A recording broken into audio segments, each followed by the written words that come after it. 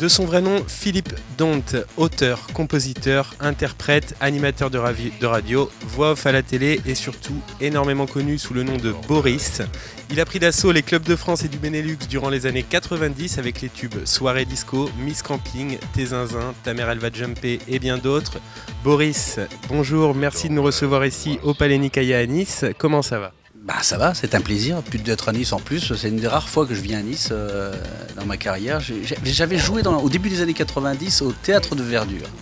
Il y a une grosse ambiance, je me souviens. Et c'était du temps de mon premier groupe qui s'appelait Pleasure Game. Et je ne sais pas si tu l'as cité, mais ça s'appelait Le Dormeur doit se réveiller. C'était un des premiers titres techno qui est apparu en France.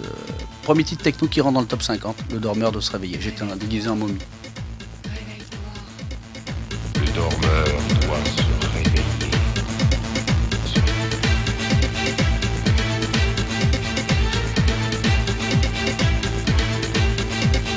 Tu dois sortir de ce rêve.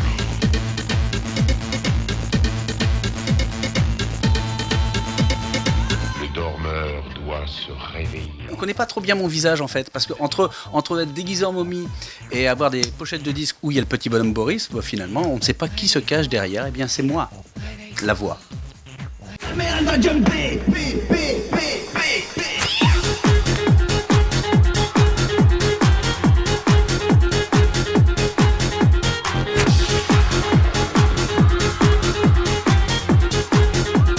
Allez vas-y, allez danse.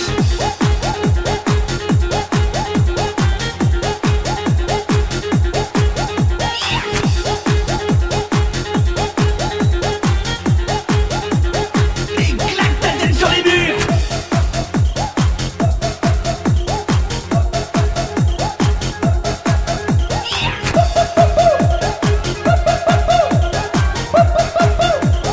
Fais gueuler les watts chez toi. Alors, comment ça se passe cette tournée ?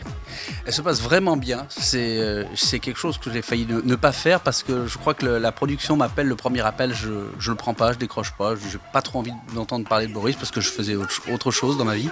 Et puis le deuxième appel je le prends quand même et puis on me propose de faire une tournée, des grandes salles, essentiellement des salles comme des Zéniths en France.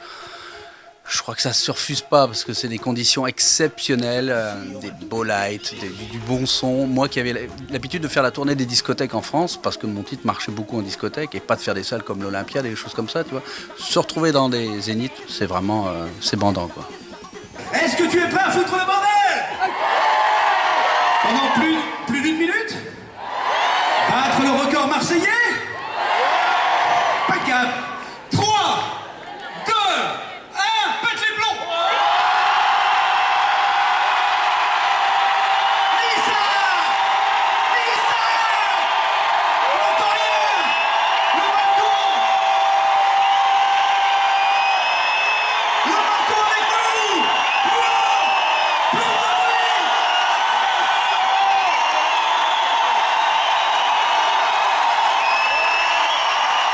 C'est grave, c'est grave. 9, 8, 7, 6, 5, 4, 3, 2, 1, explosé. Alors, une vraie machine à tube. Comment c'est né cette aventure, Boris ? Boris est né en radio, d'abord. Je faisais de la radio et le soir, je savais pas trop quoi faire lors de ma dernière heure. Une radio qui diffuse encore d'ailleurs de la techno en France, s'appelle Galaxy, qui est sur l'île. Et je me suis mis à inventer un petit personnage avec plein d'histoires et c'était fait comme ça. J'avais pas de texte, rien n'était noté, c'était de l'impro total. Mais en fait, le nom est venu parce qu'un auditeur est venu derrière moi avec une sorte à l'époque, un Walkman FM. Et puis il me dit, tu peux pas me faire une dédicace? Je dis, non, je fais pas de dédicace. Allez, une dédicace, je vais rentrer chez moi, je vais entendre mon nom, je vais être content pour ma copine et tout. Je dis non. Et puis il reste vers à côté de moi, mais pendant 20 minutes. Au bout de 20 minutes, tu vois, t'as des trucs à faire, quoi. Il dit maintenant il faut y aller maintenant parce que faut que je me concentre pour l'émission, quoi. Et je dis allez. Moi je dis comment tu t'appelles? C'est comme ça, il était derrière, il était prêt à partir. Je fais comment tu t'appelles? Il me dit Boris. Bon, je dis écoute bien, mets ton Walkman, reste branché 95.3 et je me mets à délirer sur lui, mais pas à faire une dédicace. Ouais, salut, c'était Boris qui est passé. Non. Boris ce soir est en train de marcher, il est sur la route, il va rentrer chez lui. Sa femme va l'attendre avec un bol de soupe comme tous les soirs. Il ouvre la porte, elle lui envoie un bol de soupe dans la tronche. Mais bon, je crois que le gars m'avait raconté que sa femme, elle avait des problèmes, elle lui balançait un bol de soupe. Enfin, déjà, problématique, quoi, le garçon. Mais c'est lui qui a, finalement, c'est lui. Il serait appelé Jean Bernard, c'était Jean Bernard. Mais je crois que le fait qu'il me dise Boris, je trouve que ça sonnait. Et c'était un prénom un petit peu international, comme ça claquait bien. Et puis j'ai réécouté ces histoires, on s'enregistrait sur cassette, tu sais, à l'époque, dans les années 90, les cassettes, t'as connu. Voilà, des bandelettes. Voilà, avec un crayon.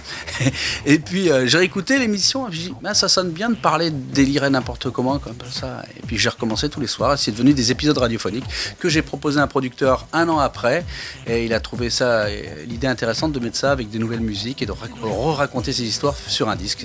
C'est arrivé sur un disque, ça a mis longtemps à être signé, ça n'a été signé qu'au bout de 6 mois, parce que les maisons de disques ne comprenaient pas pourquoi un mec parlait sans rime, ça chantait pas, c'était un peu bizarre. Finalement, c'était perçu un petit peu comme un ovni, quelque chose de complètement différent.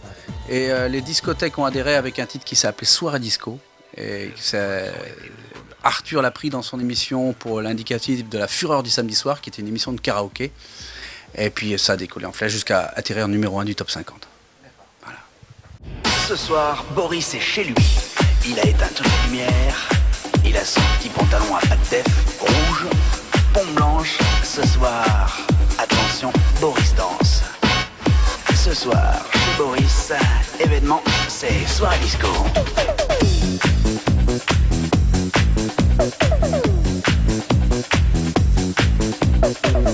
Boris, on peut l'appeler ce soir, il s'en fout.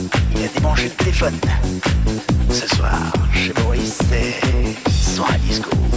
Go, go, go, show Boris.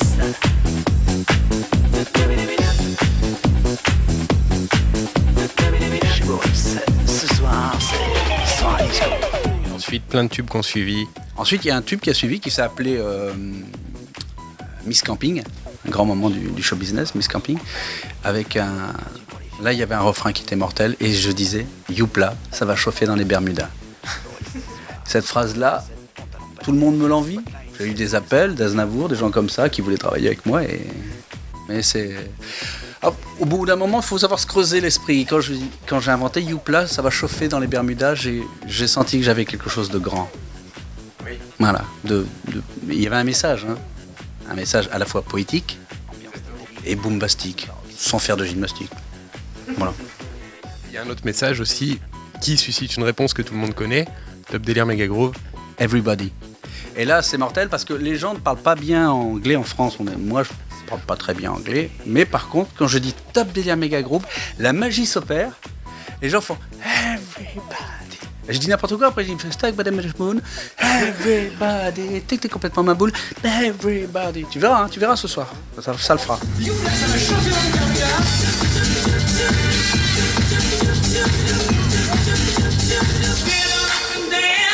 Public de Nice, est-ce que vous êtes toujours là? J'ai rien entendu, vous êtes toujours là? Everybody move, il y a tout le monde qui bouge, everybody together, il fait chaud. Pour Boris, c'est le bonheur. À Boris le délire ce soir, les plus belles filles de Nice, elles sont là. C'est chaud, hein? Ça va chauffer dans les Bermudas. Ce soir, grande élection de Miss Camping. Everybody en slip, tout le monde tout nu, tout à l'heure on va plonger dans la mousse. Boris en short, c'est top de mood. Allez tout le monde!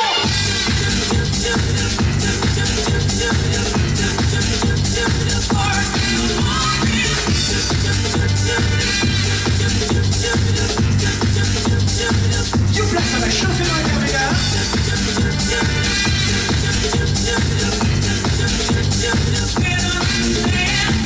Alors aujourd'hui, tu te consacres à la voix off. Oui, j'aime bien faire ça. J'aime bien, parce que finalement, je suis pas chanteur, je suis pas danseur. Je suis une anomalie du show business de me retrouver là, finalement, dans le top 50 il y a 10 ans, dans la tournée. Et je suis le seul non-chanteur, c'est incroyable quand même. Donc je me suis dit, en fait, le truc, c'est la voix. Donc je vais utiliser ma voix, comme j'aime bien faire. Et la voix off, c'est bien. T'as des petites commandes avec des publicités qui passent. Quand j'étais petit, je m'amusais à faire des fausses pubs, des trucs comme ça, quoi. Et on sait tous, hein, on a tous fait ça, des fausses pubs. Hein. Et puis j'ai dit, tiens, il y a un texte tous les jours, ça change. Le matin, t'arrives, c'est un autre texte, tous les 10 minutes, ça arrive. Je peux travailler de chez moi. Et donc je fais des voix off pour parfois certains spots TV. Tout ce qui est téléphonie, par exemple, de Jean-Bassonnerie, on entend ma voix, Doodle Jam Deluxe, des choses comme ça, et ben voilà, je fais la voix de ces choses-là. Mais des fois, des choses très sérieuses, hein, Comme ben, je sais pas, des trucs comme des grandes maisons comme SFR, tu vois, des trucs sérieux. Tu parles un peu sérieusement, tu dis bonjour et bienvenue. Je ne fais pas que Youpla Bermuda. Hein. Alors tes projets pour la suite? Strictement aucun. Je suis quelqu'un de très cool, je vis au jour le jour, aucun projet. J'en ai quand même un, c'est que je dois faire la révision de ma voiture dès lundi. Donc ça, c'est en projet. Mais à part ça, je suis pas overbooké, quoi, tu vois. Mais j'ai strictement aucun projet. Je n'ai aucun avenir. Mais je m'en fous, mais royal, tu vois. Je suis bien. Ici, dans la tournée, on nous donne un mangeur fixe vers 19h. On nous loge le soir. On est bien. Je n'ai pas de projet. Mon but est d'avoir un petit bol de lait le matin, c'est tout, et je suis content avec ça. Je suis désolé pour les projets, parce que... Non mais c'est pas grave, Tous te raconter qu'ils ont plein de projets, oui, on va faire des nouveaux disques, je suis sur un truc en préparation avec machin, c'est pas vrai en fait. Ils n'ont aucun projet. En plus tu n'es pas sans projet, la révision. La révision de ma voiture, ouais, mais c'est tout. Enfin, il faut prendre rendez-vous, enfin c'est déjà compliqué, tu vois, il faut... Et prendre une douche ce soir, après le concert.